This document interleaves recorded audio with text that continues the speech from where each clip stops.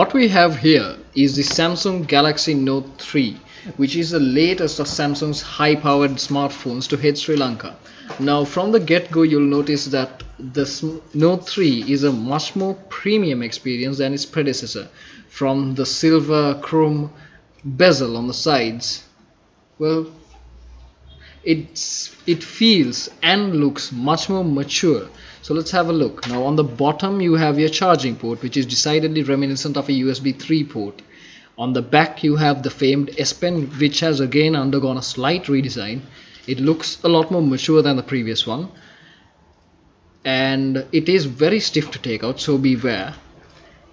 And let's go all around the phone. You have the volume buttons over there, up and down, the volume rocker, the 3.5mm jack for your headphones, and here's the cool part, the fake leather back. Now this is what I'm talking about. This is why the phone feels more premium. We are used to Samsung using a plastic back, but this time around this simple change has made everything feel so much better. Now on the front you have a gorgeous 5.7-inch screen. It's full AMOLED, and as you might have guessed, we have actually turned down the brightness for this video because the screen by default is so bright that the camera has issues capturing it. Now, as you can see, it's running Samsung TouchWiz, which hasn't notably improved over the years. It still looks a bit cartoonish, but well, there you go, it's very smooth, and this is thanks to the Exynos 5 Octa 5420 inside this. Speaking of which, this chip is a 1.9 GHz Cortex A15. That is a hefty amount of power. Now back in the day we had computers that weren't so powerful. Now let's turn up the brightness. There you go. This is what I was talking about. That AMOLED screen is super bright, and in the case of the Note 3, the screen is actually markedly better than its predecessor. Colors, even though they're not as vibrant, are far more accurate. We tested it out by putting a wallpaper side by side, and it turns out even though the Note 2's colors are more vibrant, in contrast the Note 3 looks more realistic. Now let's have a look at the CPU Z specs. There you go. ARM Cortex A15 running at 1.9 GHz. That's a hefty amount of power. 4 cores. So once we switch over, you'll see the specs. That's a Jelly Bean on this thing. Battery is holding good. And the sensors. Now the Note 3 has so many sensors, it looks like something NASA would make. You have the gravity sensors, you have proximity sensors, you have linear acceleration sensors, magnetic field sensors.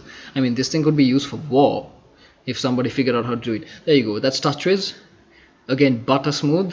Let's go on to Antutu and see how the phone performs. Now Antutu is a very serious benchmark that stresses your CPU, RAM, even the hard drive input output. So we are going to run this and compare it with other devices that are on the market and see how the Note 3 turns out to be. Let's fast forward a bit.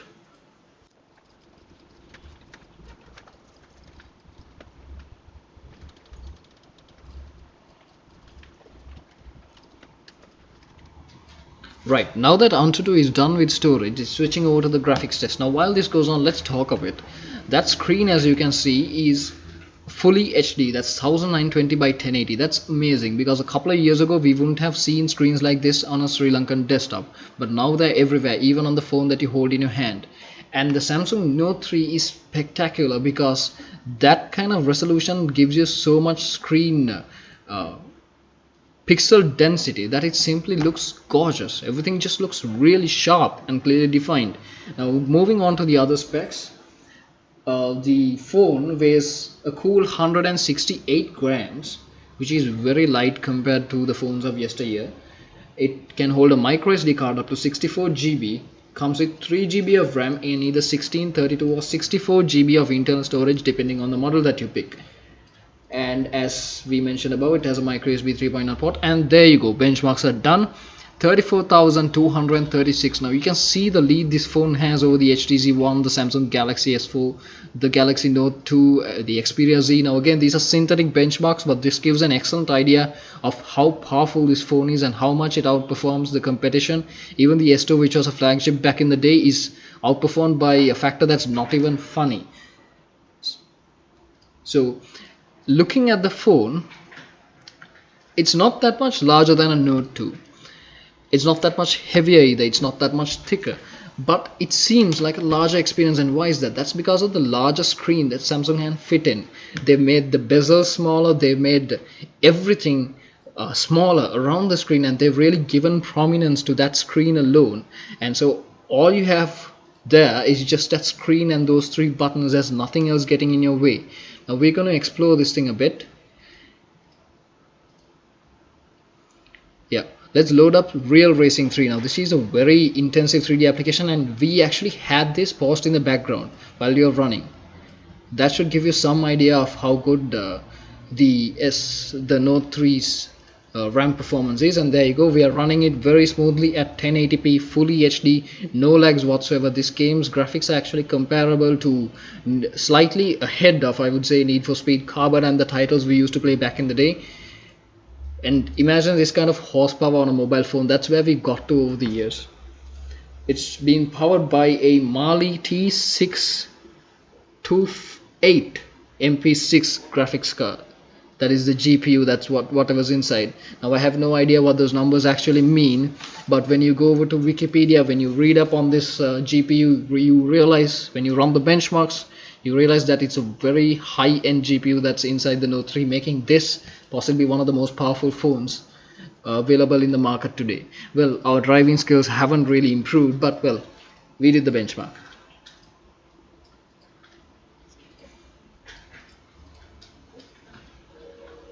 Right, let's head back.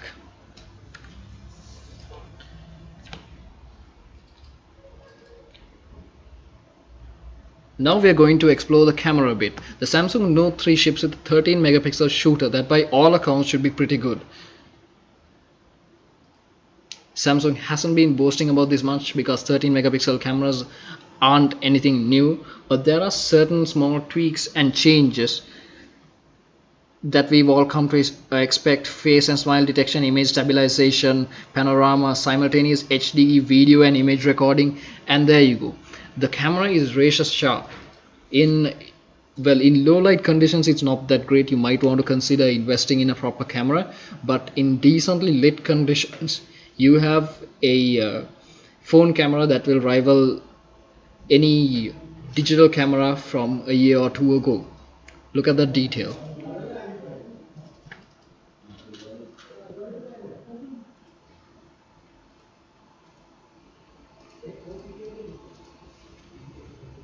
Now we're going to check out the front camera. There you go, you have a camera looking at a camera. That's cameraception right there. As you can see, no lags whatsoever. It's smooth, it's perfectly smooth, and that's what we come to expect. Really, the Note 3 is a logical step upwards.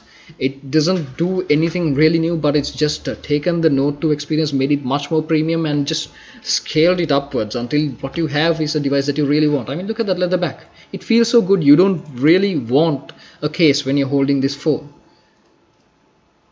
See, the screen is really good. Everything is just good, except for the price tag, which is a cool anywhere between 130,000 and 108,000 depending on who you ask. Well, can you afford it? Let's see.